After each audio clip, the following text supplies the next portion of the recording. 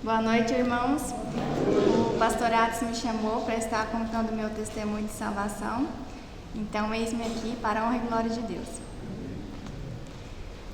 Irmãos, eu nasci num lar cristão e eu cresci ouvindo a palavra de Deus e o amor dele por nós.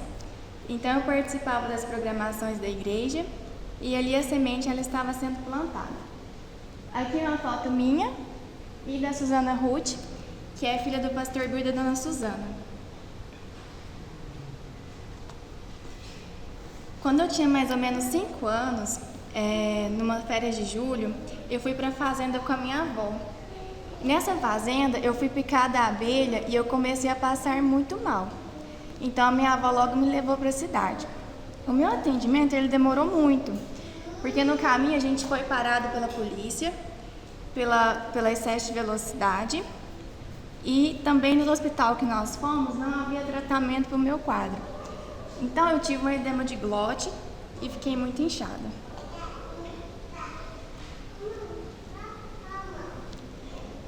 Eu fiquei muito inquieta, porque ali eu corri risco de morte, né?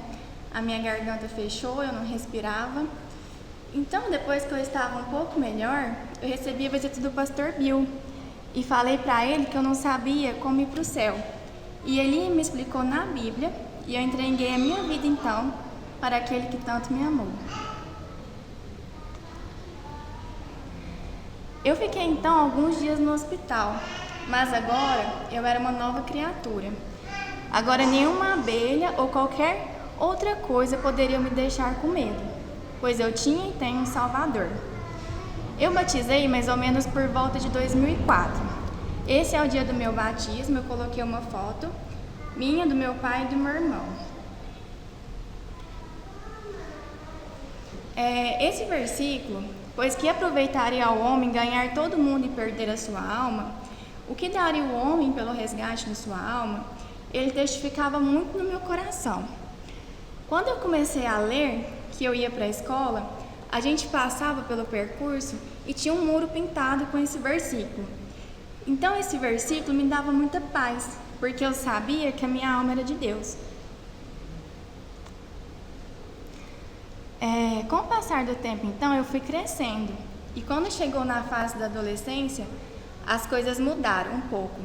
Pois agora tinha que tomar mais decisões que agradariam ou não a Deus. A primeira, então, foi as amizades, que não agradavam a Deus. Então eu me lembro que esse versículo ele falava muito no meu coração. Adúlteros e adúlteras, não sabeis vós que a amizade do mundo é inimizade contra Deus? Portanto, qualquer que quiser ser amigo do mundo, constitui-se inimigo de Deus. Tiago 4:4. E nessa época, o pastor Glauco era nosso pastor e ele me ajudou muito. Eu me recordo uma vez de quando eu estava saindo da escola, a gente foi para uma praça, em vez de ir embora para casa, e ele passou na Kombi da igreja, que estava toda panfletada, e depois ele passou de novo, deu a volta no quarteirão, abriu a porta e falou, entra. Aí ele fez eu entrar e me deixou lá em casa. Então assim, ele e a Dani nessa época, eles me ajudaram muito. Com as idas na Estância Esperança, eu conheci o Alexandre, né, que a gente teve uma amizade primeiro, a gente conversava no telefone, a gente se conheceu. Em 2012 nós começamos a namorar, porque foi resposta de oração, né? Em 2012 Deus colocou no nosso coração que era isso que Ele queria, que era isso da vontade dEle. E eu tinha muito no meu coração esse versículo também. Não vos ponhais em julgo desigual com os incrédulos, porque que sociedade pode haver entre a justiça e a iniquidade, ou que comunhão dá a luz com as trevas. Uma foto do nosso casamento. E muitas coisas elas aconteceram, irmão, até então. Deus me ensinou muitas coisas. Nós passamos por muitas tribulações, mas sempre com o cuidado de Deus. Eu falo tribulações, eu passei principalmente com a saúde dos meus pais. Meu pai, minha mãe ficou doente. E eu sempre fui aquela criança de perguntar para Deus por quê? Por quê? Por quê? Por quê? Parece aquelas crianças quando estão aprendendo a viver o mundo, né? Por que, papai? Por que, mamãe? Por que sim?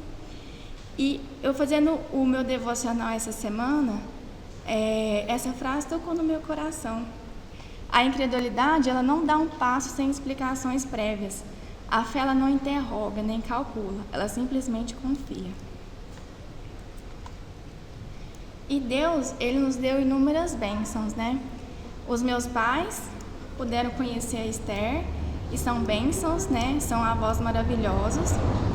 Nós tivemos a Esther, né? Que foi uma bênção nas nossas vidas. E, irmãos, ainda há muitos capítulos, há muita coisa a aprender e eu espero caminhar junto com vocês.